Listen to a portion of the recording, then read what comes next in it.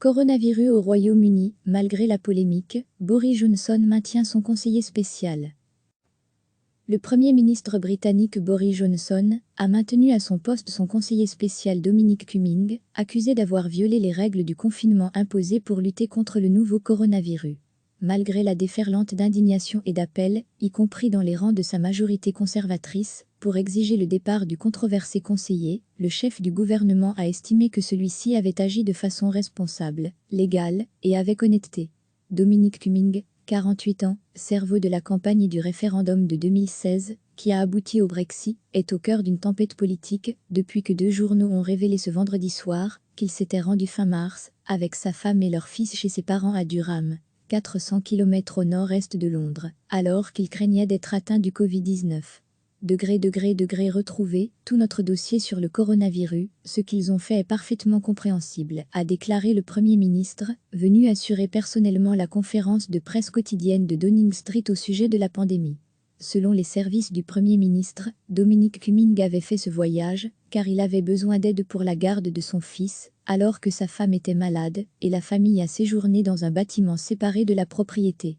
Une insulte au sacrifice fait par le peuple britannique, la polémique a redoublé quand The Observer, édition dominicale du Guardian, et le Sunday Mirror, à l'origine des premières révélations, ont affirmé que Dominic Cumming avait également été vu à Durham le 19 avril, 5 jours après son retour à Londres pour se remettre au travail après sa guérison.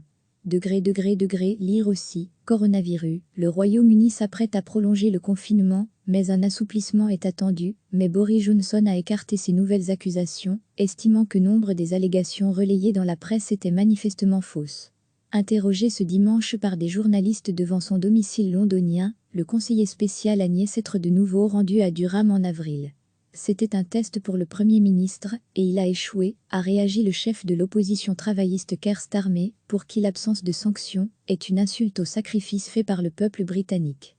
Boris Johnson avait choisi ce dimanche agité pour confirmer la réouverture partielle des écoles primaires au 1er juin, un sujet qui fait lui aussi polémique, alors que le Premier ministre est déjà vivement critiqué sur sa gestion de la crise du coronavirus. Le Royaume-Uni est en effet le 2e pays dans le monde, le plus durement touché par la pandémie, avec 36 793 morts, plus de 41 000 en incluant les cas non confirmés. Arrogant et grossier, l'affaire Cumming a également ému dans les rangs du parti conservateur de Boris Johnson, où le puissant conseiller, qui n'est pas membre du parti, compte de nombreux ennemis. Steve Baquet, député influent et partisan acharné du Brexit, a estimé que Dominic Cumming devait partir. Il n'est certainement pas indispensable, a déclaré Baquet sur la chaîne d'information Sky. Triant à Dominic Cumming, qui a l'habitude de croire que les règles ne s'appliquent pas à lui, le député Damien Collin a, quant à lui, estimé sur Twitter que le gouvernement se porterait mieux sans lui. Des millions de gens ont mis leur vie entre parenthèses, ont fait des sacrifices énormes pour obéir aux règles pendant cette période, a souligné une responsable du parti travailliste, Sarah John. Nous avons vu les cœurs brisés de gens qui n'ont pas pu assister aux obsèques de ceux qu'ils aiment, a-t-elle dénoncé sur Sky. Dans la foulée de l'intervention de Boris Johnson, un tweet véhément a surgi du compte de l'administration. Arrogant et grossier. Pouvez-vous imaginer d'avoir à travailler avec cet ordeur de vérité ? Rapidement supprimé, le message va faire l'objet d'une enquête, a annoncé le compte tweeté du gouvernement. Avant cette affaire, le Royaume-Uni a connu 2 démissions retentissantes pour non-respect du confinement en vigueur depuis le 23 mars. Un influent conseiller scientifique du gouvernement, le PR Neil Ferguson, avait démissionné après avoir reçu chez lui une femme, présentée comme sa maîtresse. Début avril, la chef des services sanitaires écossais, Catherine Calderwood, a quitté son poste après avoir reconnu s'être rendue à 2 reprises dans sa résidence secondaire. Le Premier ministre britannique Boris Johnson a maintenu à son poste son conseiller spécial Dominic Cumming, accusé d'avoir violé les règles du confinement imposées pour lutter contre le nouveau coronavirus.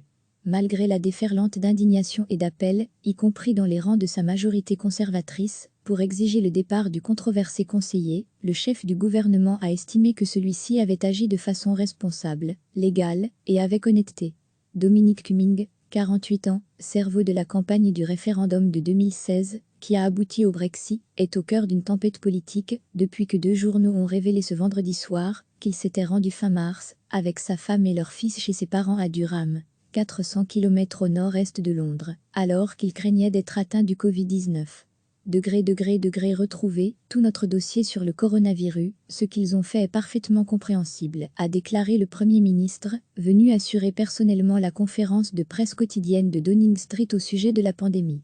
Selon les services du Premier ministre, Dominic Cumming avait fait ce voyage, car il avait besoin d'aide pour la garde de son fils, alors que sa femme était malade, et la famille a séjourné dans un bâtiment séparé de la propriété.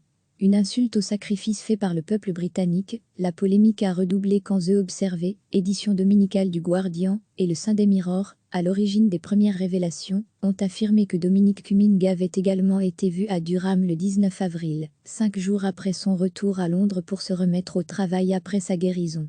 Lire aussi, coronavirus, le Royaume-Uni s'apprête à prolonger le confinement, mais un assouplissement est attendu, mais Boris Johnson a écarté ces nouvelles accusations, estimant que nombre des allégations relayées dans la presse étaient manifestement fausses. Interrogé ce dimanche par des journalistes devant son domicile londonien, le conseiller spécial a nié s'être de nouveau rendu à Durham en avril.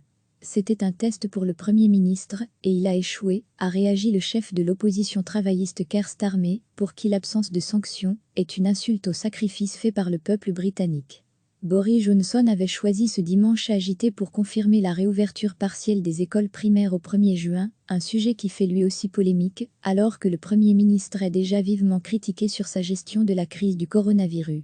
Le Royaume-Uni est en effet le deuxième pays dans le monde, le plus durement touché par la pandémie, avec 36 793 morts, plus de 41 000 en incluant les cas non confirmés.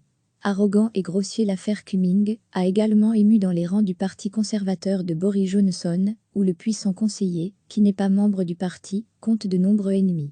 Steve Baquet, député influent et partisan acharné du Brexit, a estimé que Dominic Cumming devait partir.